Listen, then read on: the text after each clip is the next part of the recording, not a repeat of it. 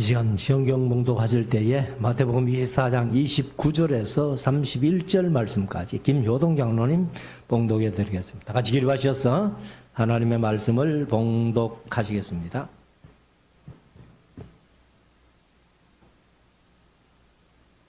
그날 한란 후에 즉시 해가 어두워지며 달이 빛을 내지 아니하며 별들이 하늘에서 떨어지며 하늘의 권능들이 흔들리리라. 그때에 인자의 징조가 하늘에서 보이겠고 그때에 땅의 모든 족속들이 통곡하며 그들이 인자가 구름을 타고 능력과 큰 영광으로 오는 것을 보리라. 저가 큰 나팔 소리와 함께 천사들을 보내리니 저희가 그 택하신 자들을 하늘이 이 끝에서 저 끝까지 사방에서 모으리라. 아멘. 작사하시고 이제 우리 말씀을 묵상하는 시간인데요. 오늘 오후 시간에는 마태복음 24장 29절부터 31절까지 읽었습니다마는 51절까지 있는 24장의 후반부를 함께 나누면서 은혜 나누기를 원합니다. 오전에 말씀드렸습니다마는 이 마지막 종말에 대해서는 예수님이 권면하신 말씀만을 우리가 잘 지켜도 이 종말을 거뜬히 우리가 이기며 살아갈 수 있다 하는 것을 말씀을 드렸습니다. 그래서 사람의 미혹에 빠지지 않도록 주의하라. 그래서 적그리스도가 나타날 것을 말씀하셨고 거짓 선지자들이 나타날 것을 말씀을 하셨습니다. 특별히 종말에는 거짓 선지자들이나 적그리스도가 이적과 기사를 많이 행한다는 거예요. 그래서 데살로니가후서 2장에 보면은 말씀의 사랑, 진리의 사랑을 못 받는 자들을 빨리 그냥 지옥 보내버려라 하고 말씀하시면서 그 거짓 선지자들이나 자칭 내가 하나님이다 하는 그런 사람들의 이적과 기사를 따라가겠다 이렇게 말씀을 하셨습니다. 어떻게든지 우리가 하나님의 말씀 진리를 붙들고 진리를 사랑하고 말씀의 사랑을 받는 성도들이 된다면은 이 종말에 이적 기사를 따라가지 않고 말씀 붙들고 신앙으로 바로 설 줄로 믿습니다. 그럼 이제 24장을 통해서 28절까지 오전에 말씀드렸고 이제 29절부터 말씀드릴 텐데 이 종말에 결정적인 사인이 날 것이다 하는 것을 말씀을 하고 있는데 29절 한번 보십시다. 그날 환난 후에 즉시 해가 어두워지며 해가 어두워진다는 말이 요한계시록 6장 12절에 보면은 해가 총담같이 검어지며 이렇게 말씀을 해요. 총담이 뭐예요? 이 검은 머리털같이 해가 검어진다는 거예요. 여기는 이제 어두워지며라고 그렇게 표현을 했습니다. 그리고 달이 빛을 내지 아니하며 요한계시록은 달이 핏빛같이 변한다. 우리가 이제 이사야서를 봐서도 이사야서 24장부터 27장까지가 이사야의 종말론이에요. 거기도 보면은 달이 빛을 내지 못하고 어두워지고 해가 어두워지고 달이 빛빛같이 변할 것을 말씀을 하고 있고 스바냐서에도 그런 표현을 하고 있습니다. 그래서 우리가 이제 이 결정적인 사인 해가 어두워지고 달이 빛빛같이 변하고 그리고 이제 별들이 하늘에서 떨어지며 우리가 별들이 하늘에서 떨어진다는 것은 요한계시록 6장에서 6번째 인을 뗄 때에 이런 일이 일어날 것을 말씀을 하고 있습니다. 그래서 세계 이제 각처에서 보면은 이 혜성이 떨어지는 그런 모습들을 뭐 동영상 같은 것을 이렇게 인터넷에 올려놨는 것도 많이 있습니다만은 아무튼 이 이제 별들이 지구에 떨어지는 그런 일들이 일어날 것이다. 이렇게 말씀을 하고 있습니다. 그래서 별들이 하늘에서 떨어진다는 말은 바로 요한계시록 6장 12절에 말씀하는 그 말씀, 여섯 번째 인을 뗄 때에 일어나는 말씀을 하고 있는데, 요한계시록 6장 12절 말씀을 읽어보면은 내가 보니 여섯째 인을 떼실 때에 큰 지진이 나며, 이거는 이제 전반부에서 예수님도 난리와 난리 소문이 있고 지진이 날 것을 말씀을 했고, 그 다음에 해가 총남같이 검어지고 온 달이 피같이 되며 하늘의 별들이 무화과나무가 대풍에 흔들려서 선과실이 떨어지는 것 같이 땅에 떨어지며. 여러분들 혹시 바람이 많이 불고 비가 억수같이 쏟아질 때에 과일나무에서 과일 떨어지는 모습을 보셨죠? 뭐 비 맞기 싫어서 안 보신 분들도 있습니다만은. 근데 이제 우리가 상식적으로 생각을 해도 이번에도 뭐 지금 사과가 조금 굵어가지고 이제 접과할 때가 됐는데 영주 지방에는 우박이 쏟아졌다는 거예요. 그래가지고 벌써 굵지도 않은 사과가 피해를 입었다 하는 그런 것을 보았는데, 아무튼 이제 이 별이 그 대풍에 과일이 떨어지듯이 이렇게 혜성이 별들이 떨어진다 이렇게 말씀을 합니다. 그래서 이제 요한계시록 6장에서 보면은 이 별들이 떨어지면서 질병과 괴질 이런 것들을 통해 가지고 지구 인구 4분의 1이 죽는다라고 그렇게 표현을 하고 있습니다. 그래서 우리가 이제 지금 보면은 가끔 제가 이제 강의하면서 뭐 이렇게 사진도 보여드리고 했습니다만, 혜성이 떨어진 자국이 큰 연못을 이루어 가지고 시베리아 벌판 같은 데도 있고 아리오나 중간 뭐 거기에도 있고 이런 모습들을 우리가 보는데, 아무튼 해가 검어지고 달이 이제 이렇게 빛을 잃고 별들이 떨어지는데 30절 그때에 인자의 징조가 하늘에서 보이겠고. 그러면 여기 이제 인자가 직접 보시는 게 아직은 아니에요. 인자의 징조입니다. 예수님이 재림하시기 전 징조를 먼저 보여주신다 이렇게 말씀을 하고 있습니다.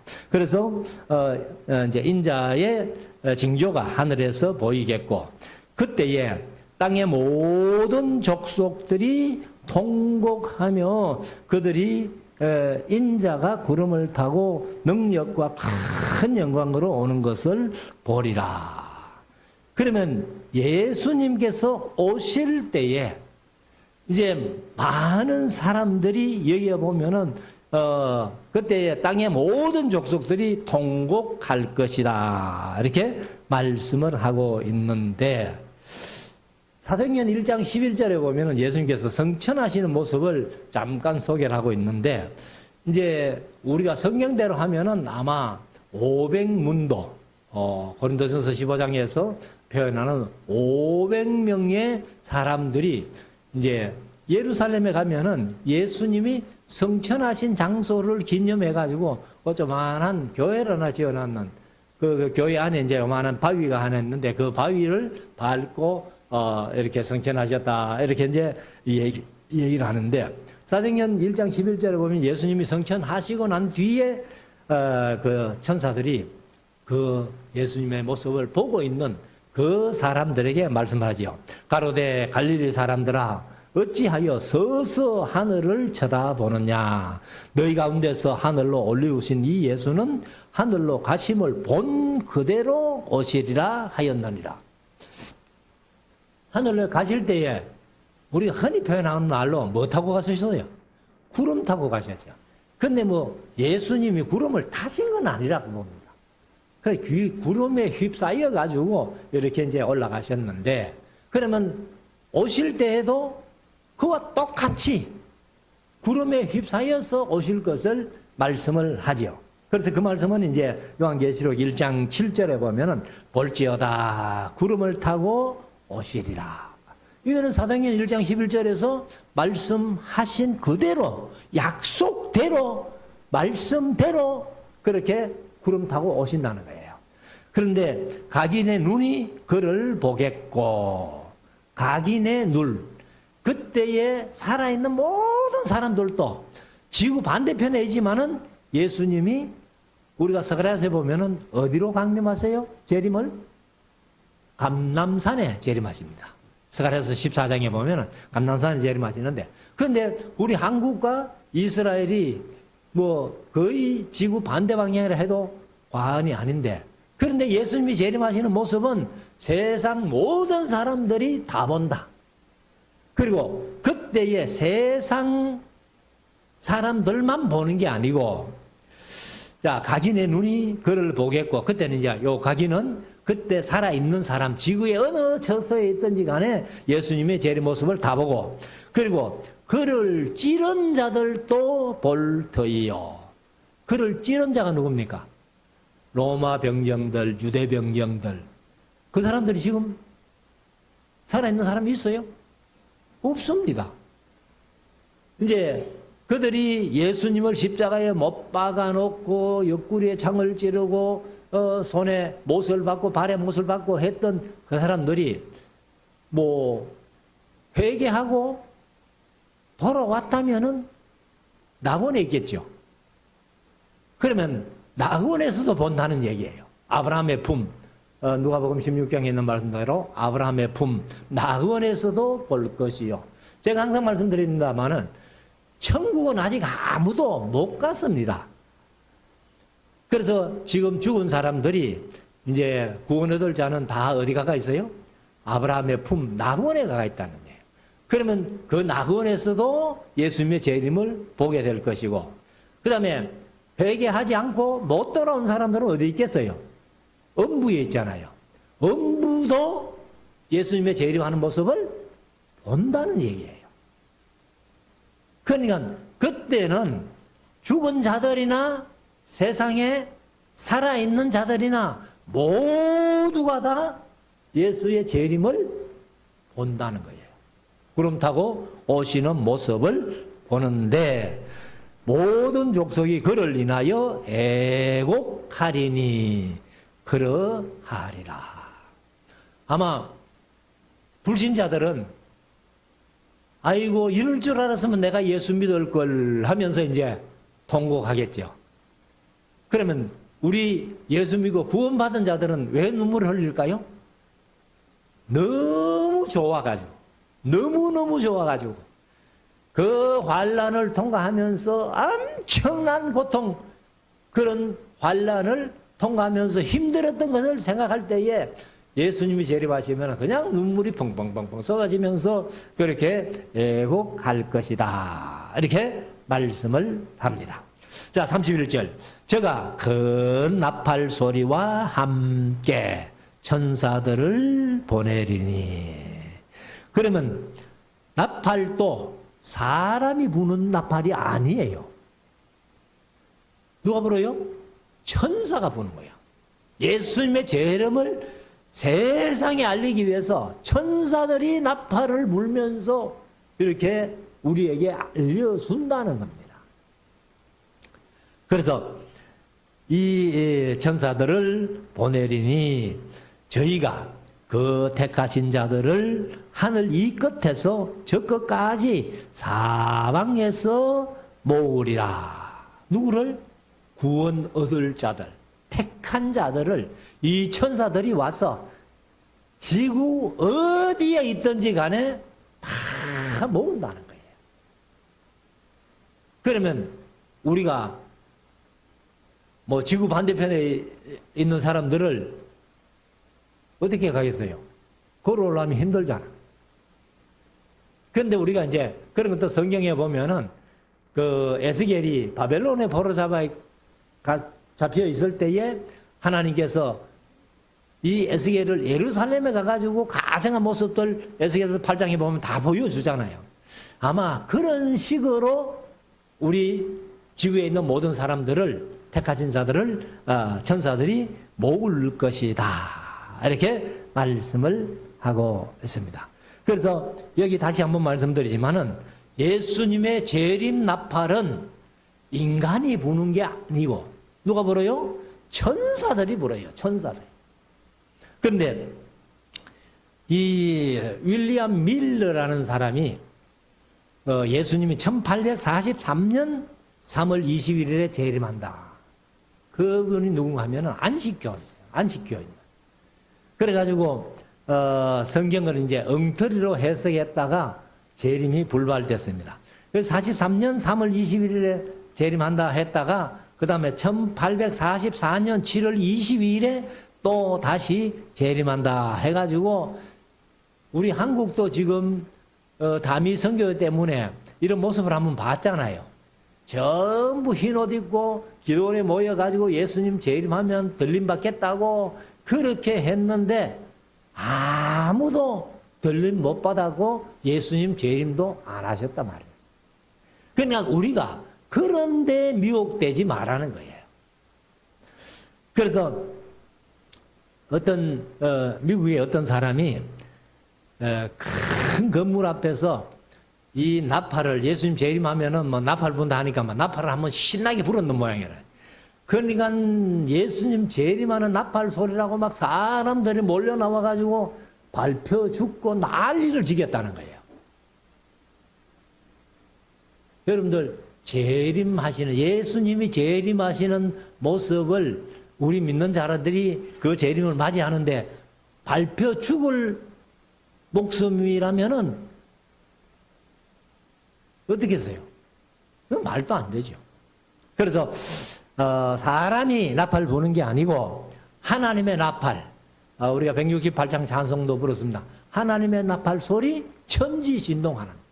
그런데 하나님의 나팔을 하나님이 직접 부는 게 아니고 천사들을 동원해가지고 그렇게 천지가 진동하도록 아마 나팔을 불게 될 것이다. 그러면 여기 이제 32절부터는 무화과나무의 비유를 배우라 이렇게 말씀하시는데 무화과나무의 비유를 배우라. 그 가지가 연하여 지고 잎사귀를 내면 여름이 가까운 줄을 아나니 이와 같이 너희도 이 모든 일을 보거든 자기 인자가 가까이 곧 문 앞에 이런 줄 알라 이렇게 말씀을 합니다. 그래서 이제 여기도 이제 많은 사람들이 해석을 하기를 이 무화과나무는 이스라엘을 얘기를 한다. 그래서 이스라엘이 1948년 5월 14일에 독립을 하니까 이것이 사인이다 해가지고 또 예수님 재림 왔을 거라고 난리를 쳤는데 아직도 예수님 재림 안 하시잖아요. 근데 여기 이제 마태복음에는 여기 무화과나무의 비유를 배우라 이렇게 말씀을 하시는데 누가복음 21장 29절에 보면은요 이에 비유로 이르시되 무화과 나무와 모든 나무를 보라 이렇게 했어요. 모든 나무를 보라. 그 요헬서 할 때 제가 말씀드렸잖아요. 요헬서에도 무화과 나무와 그 포도나무가 나오죠. 그러니까 무화과나무와 포도나무는 뭐 예루살렘을 상징한다, 사마리아를 상징한다 이렇게 난리를 지기는데 그 뒤에 보면은 석류나무, 대추나무, 뭐 밭에 모든 나무 뭐 이래 나오니까 그거는 또 해석을 안 하는 거예요. 그러니까 우리가 특별히 우리 한국 같은 경우는 봄이 돼 가지고 모든 나무에 sak이 돋아나고 잎이 푸르러지면은 여름이 가까웠다 알 수 있잖아요. 그러니까 여기는 무화과 나무뿐만 아니라 모든 나무가 다 잎이 푸르름을 내면서 이제 여름이 가까웠구나. 그러니까 이제 여기에서 24장에서 말씀한 여러 가지 징조를 보면서 예수님 재림하실 때가 다 됐구나 이렇게 우리가 알 수 있다는 겁니다. 그래서 우리가 예수님께서 말씀하신 대로 너희도 이 모든 일을 보거든. 그러면은 이 모든 일을 볼 눈을 우리가 가지고 있어야 된다는 거죠. 두 눈을 멀쩡하게 가지고 있으면서도 이런 일들을 전혀 분별하지 못하고 판단하지 못하고 보지 못한다면은 예수님이 언제 재림할지 모른다는 거예요. 근데 예수님이 재림하실 그 시와 때는 몰라요. 그 시와 때는 모르지만은 우리 예수 믿는 사람들에게는 이런 징조, 이런 사인을 주시기 때문에 모를 수 없다는 거예요. 그래서 이 모든 일을 보거든 인자가 문 앞에 가까이 이른 줄을 알라라고 말씀을 하십니다. 34절 내가 진실로 너희에게 말하노니 이 세대가 지나가기 전에 이 일이 다 이루리라. 여기 이제 이 세대라는 것도 우리가 일반적으로 한 세대를 뭐 30년으로 보는 사람도 있고 40년으로 보는 사람도 있는데 성경대로 한 세대라면은 노아 시대는 950살까지 살았으니까 900년이 한 세대일 수 있다는 거예요. 그러니까 너무 이거를 우리 현실에 맞춰가지고 성경을 해석하면은 항상 오해하기 딱 맞다는 거예요. 그래서 예수님의 재림을 점쳤던 사람들이 다 불발로 끝나고 하니까 이게 이제 큰 소리도 못 치는 거예요. 그래도 35절에 천지는 없어지겠으나 내 말은 없어지지 아니하리라. 우리가 뭐 마태복음 5장에도 말씀하셨듯이 1.1획도 율법의 1.1획도 땅에 떨어지는 것이 없다는 거예요. 하나님의 말씀은 다 이루어진다. 그래서 우리가 창세기부터 요한계시록까지 하나님의 말씀을 우리가 공부하고 늘 묵상하고 이 말씀 붙들고 있을 때에 이 말씀은 이렇게 이루어지는구나, 이 말씀은 이렇게 이루어지는구나 하는 것을 충분히 알 수 있다는 거예요.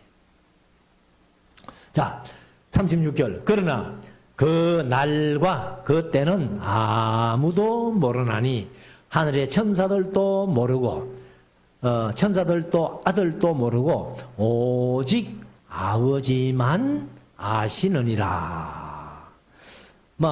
우리가 이 말씀을 그냥 문자대로 예수님도 모른다고 하시니까 예수님 모르는 걸로 합시다.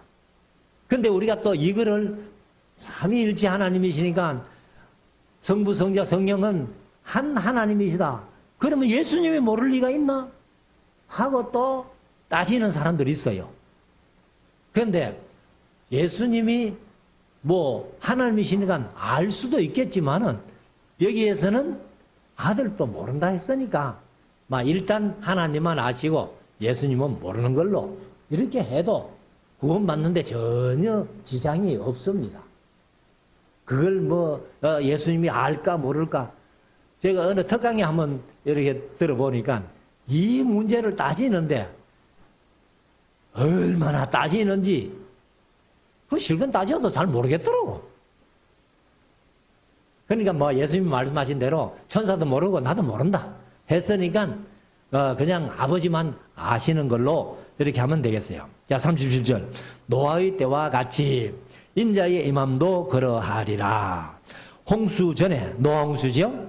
노아가 방주에 들어가던 날까지 사람들이 먹고 마시고 장가들고 시집가고 있으면서 홍수가 나서 저희를 다 멸하기까지 깨닫지 못하였으니 인자의 임함도 이와 같으리라. 우리 창세기 6장에서 이제 노아 홍수를 보면은 노아가 홍수 오겠다는 것을 몇 년 전에 들었어요? 120년 전에 들었잖아요. 120년 전에. 그러면 노아가 하나님으로부터 그 얘기를 듣고 120년 동안 방주 지었다. 또 그거는 아니에요. 120년 동안 방주 지은 게 아니고 하나님께서 심판하시겠다는 얘기를 120년 전에 들었고 방주는 언제 어떻게 지었는지는 모릅니다. 그걸 성경에 세밀하게 기록을 안 해놨어요. 단지 예수님께서 말씀하시고 싶은 것은 뭐예요? 방주를 지을 동안에 홍수가 있기 전에 사람들이 그냥 먹고 마시고 시집가고 장가가고 그렇게 정신없이 인간적으로 살더라는 거예요. 그러면 예수님께서 이 말씀하신 이유가 뭐겠습니까? 너희들은 그렇게 정신없이 살지 말고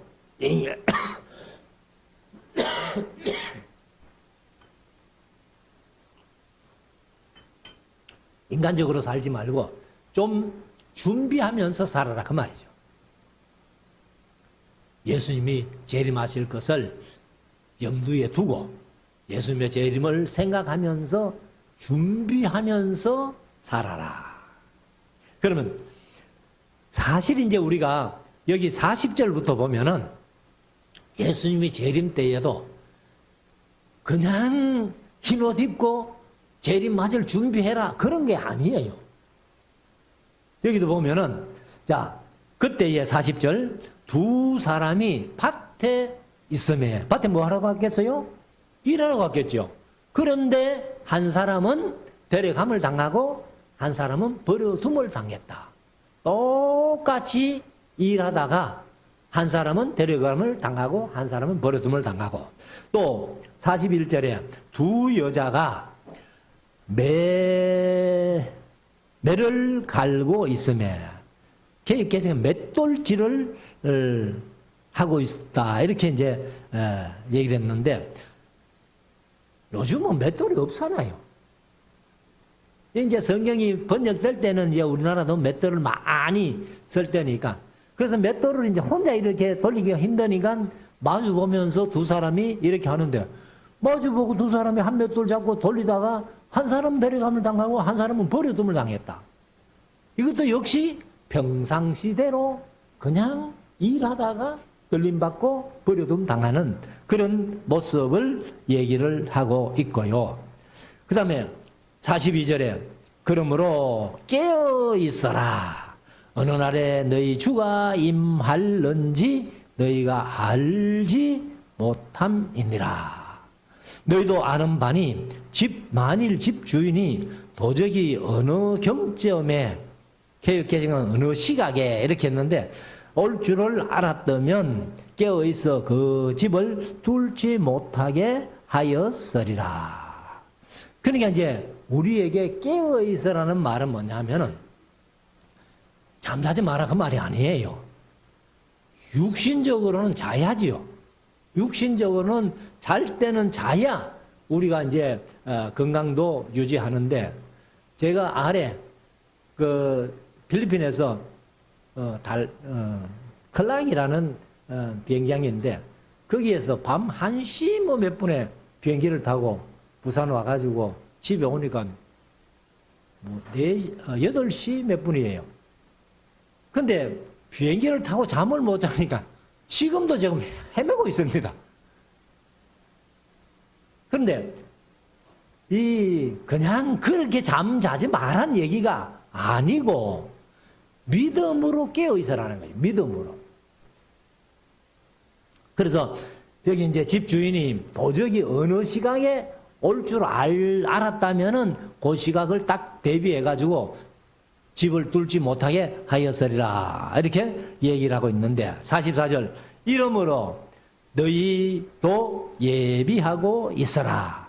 생각지 않은 때에 인자가 오리라. 이게 이제 중요한 거예요. 항상 깨어 있으라는 것은 예비하고 있으라 그 말이에요. 예수님이 재림하실 때에 천사들이 큰 나팔 소리 부르거든.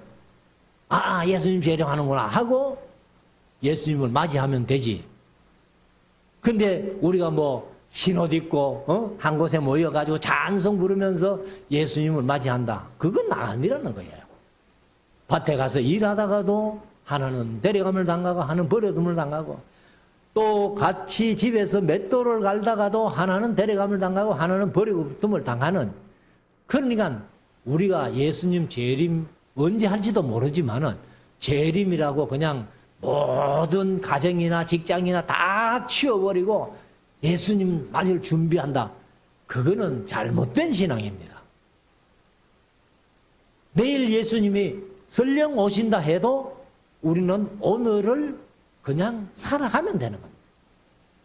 그래서 우리가 준비하고 있고 깨어 있으면 된다는 거죠.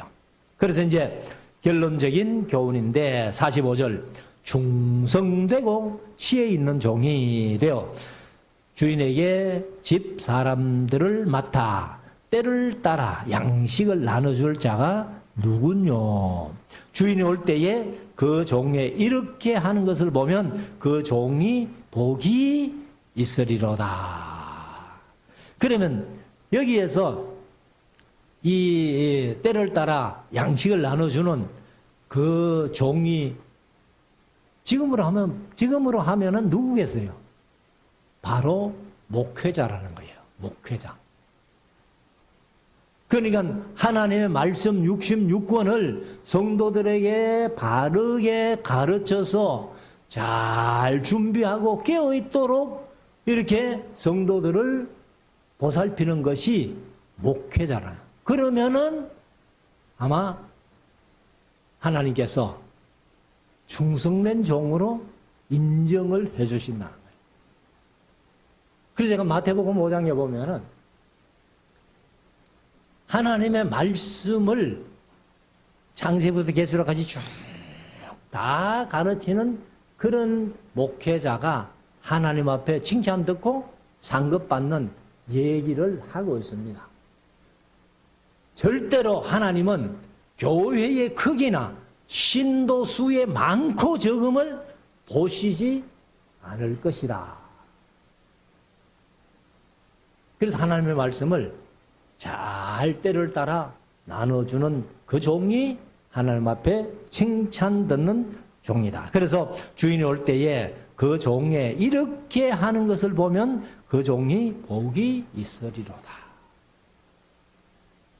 47절, 내가 진실로 너희에게 이르노니 주인이 그 모든 소유를 저에게 맡기리라. 48절, 만일 그 악한 종이 마음에 생각하기를 주인이 드디어오리라 하여 동무들을 때리며 술 친구들로 더불어 먹고 마시게 되면 생각지 않은 날 알지 못하는 시간에 그 종의 주인이 이르러 엄히 때리고 외식하는 자에 받는 유래. 여기 이제 율인데 거기 개역개정은 벌에 이렇게 했습니다. 벌에 저하리니 거기서 슬피 울며 이를 갈미 있으리라. 이것이 목회자라고 제가 말씀드렸습니다만, 그러면 목사님들 중에서도 구원 못 받을 사람이 많다는 거예요. 목사로서 구원 못 받을 사람도 많다는 거예요, 지금. 그러니까 우리가 믿음으로 구원 받는데, 제가 가끔 그런 얘기를 합니다. 믿는다고 다 구원 받습니까? 아니에요. 구원 받을 믿음으로 믿어야 돼요. 그래서 우리가 항상 말씀 중심해서 이렇게 살면은 여기 목회자라 할지라도 버림당해가지고 슬피 울며 이를 갈미 있다면은 우리 성도들 중에서도 그런 사람이 있겠죠. 그래서 우리가 최소한도 이런 사람은 되지 말아야 되겠다 하는 것을 교훈으로 삼으면 되겠습니다. 다시 말씀드리지만은 오전에 이어서 이 24장에서 예수님이 말씀하신 내용이 뭐냐면은 온갖 적그리스도나 거짓 선지자들이 이적과 기사를 가지고 너희를 미혹하러 올 것이다. 그러니까 어떤 이적이 일어난다고, 어떤 표적이 일어난다고 거기에 쉽게 미혹되지 말라는 거예요. 그걸 우리가 잘 분별해야 돼요. 우리 한국에도 빈야드라는 그런 것이 많이 들어와가지고 이렇게 성도들 모아놓고 집회하면서 막 손을 이렇게 하니까 막 뚝뚝뚝뚝 넘어지고 막 저 친구 목사님도 하나 그래 하던 분이 있어요. 근데 지금은 그런 거 안 합니다. 안 하고 말씀으로 돌아왔어요. 그러니까 그게 성령의 능력이라고 많은 목사님들이 캐나다 토론토로 그 배우러 간 거예요. 우리 한국이. 그래서 우리가 어떤 이적 기사가 다 성령의 역사는 아니라는 것. 이걸 우리가 잘 분별해야 된다.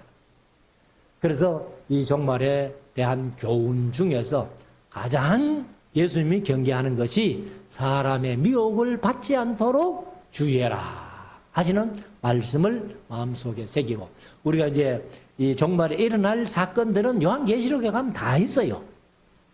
그래서 요한계시록까지 우리가 쭉 묵상하면서 말씀 붙들고 승리하는 우리 모두가 될 수 있기를 주의 이름으로 축원합니다.